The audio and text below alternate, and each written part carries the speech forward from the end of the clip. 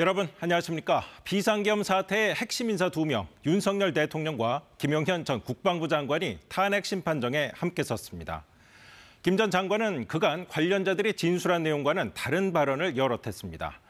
주요 발언 하나씩 짚어보겠습니다. 먼저 계엄 선포 직전 열린 국무회의에서 계엄에 동의한 국무위원이 있었다고 말했습니다. 이원희 기자가 보도합니다. 4차 변론기일에 출석한 윤석열 대통령, 잠시 뒤 김용현 전 국방부 장관이 심판정에 들어섭니다. 비상계엄을 직접 선포한 윤 대통령과 실행의 핵심 인물인 김 전 장관이 피청구인과 증인으로 헌재에서 만난 겁니다. 이후 진행된 증인신문에서 김 전 장관은 계엄 선포 직전 열린 국무회의에서 일부 국무위원이 계엄에 동의했다고 주장했습니다.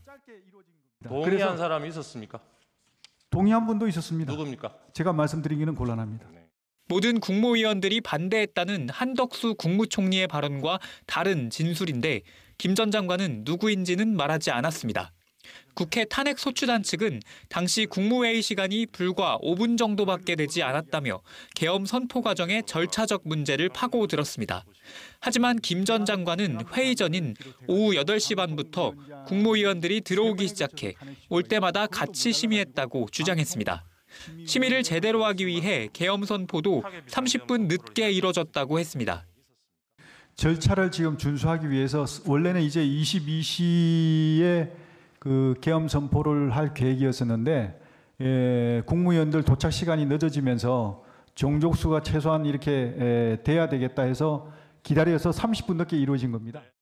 회의 5분 만에 윤 대통령이 브리핑장으로 자리를 옮겨 비상계엄을 선포한 것도 맞다고 시인했습니다. 비상계엄 선포문에 국무위원들이 서명하지 않았다는 점도 인정했습니다. 비상계엄 선포문에 부서를 했습니까?